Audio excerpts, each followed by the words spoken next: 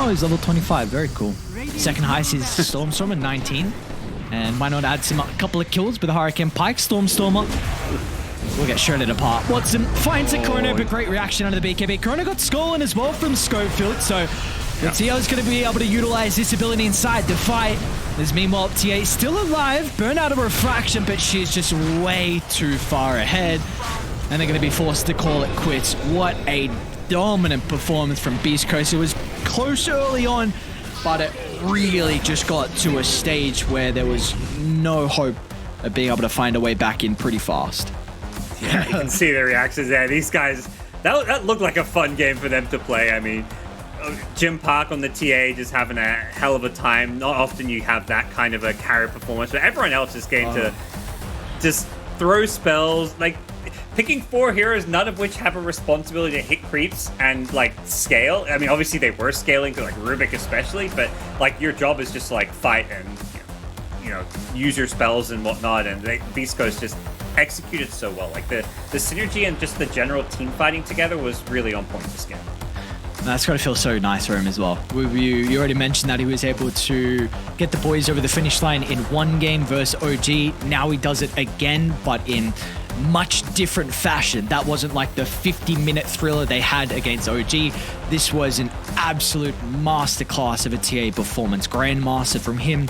Looks like is his best hero, and again, I really think it broke some records as well. So we saw how happy he was, you know, straight away, going from some handshakes, celebrating. You could really see the emotions. 24, 6, and 2. There needs to be no questions about who gets MVP.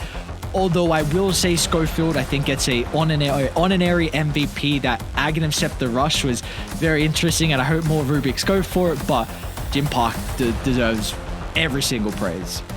Yeah. 1077 GPM. What an absolute monster. He ends the game. Like, this was a pretty quick game. He's like 7 slotted. He's got his BKB in his backpack. He's just like, I run out of item slots, you know? I don't know what to do. So he's just like, okay, we're going to play around the backpack. And this is without even having an Aegis.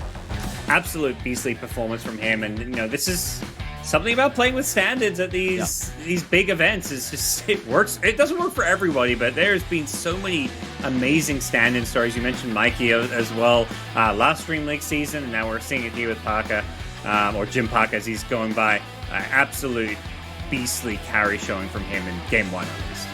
And he showcased that you are able to play into what is known as a bit more of a rough lane matchup for the Templar Assassin. Venno is often played into that to be able to dominate him in the lane. We saw that was not the case at all in this game. Like you said, I mean, he was even confident. He picked it into it as well. So he knows his stuff without a doubt, and Beast Coast are looking very, very good. And, you know, everyone played their role as well. I think Dark Margo, even though he had, you know, didn't get too much net worth, he wasn't the star. It felt like he still had a pretty good game on the toss, did what was required from him. Yeah. No, it wasn't, I think it is a stellar performance. There were a couple of small mistakes here and there, but I think what he really did, that was probably the best part of his game, was just setting up Jim Park for success. That rotation top, he does die there, but I think he recognizes how important the TA is to their game plan. It's their only hero that really scales there, so all of his rotations were focused around the top lane. Usually you think of mid laners, you're rotating to your off lane, because your offlaner is often like your strongest hero. You want to take that offlane tower, but this game we saw him playing around the TA, making those rotations to secure TA a better game. So, you know, heads up play from Dark Mago to recognize where those rotations need to happen, and he was willing to sacrifice his own game, you know, for the greater good.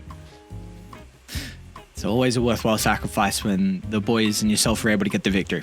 Feels good. Yeah, maybe you're not the MVP. Maybe, you know, it's a game where you took a bit more of a backseat, but in the end, we're all hunting for that winning feeling. And Beast Coast able to find it for their second time so far in Dream League, and unfortunately for Entity, still yet to find it as well. So once again, they're going to have to go back to the drawing board. What adaptations can they make? How can they look to change some of their strategies, because they came in with a pretty unique draft. I do want to sing some praises to Stormstormer. I think a lot of his rotations on the Beastmaster was very solid, and I was a bit surprised because I thought Beastmaster would just straight rush Scepter and not get involved, but we saw he's very reactionary with some of the TPs, went down to bottom lane a couple times. I'm pretty sure it was like 5-0 on stage as well, but unfortunately it just was not enough to get them over the finish line. So of course we'll have to compare some of the players, and that's going to be Mr. Jim Park up against the opposition's carry, being Watson himself with the Ace Predator MVP. And Jim Park, well deserved. Like, that just last hits just completely tallies, and I feel like all the other stats are going to as well. Watson's like, come on, don't do this to me. Don't put my numbers next to him. But honestly, that's not a good one.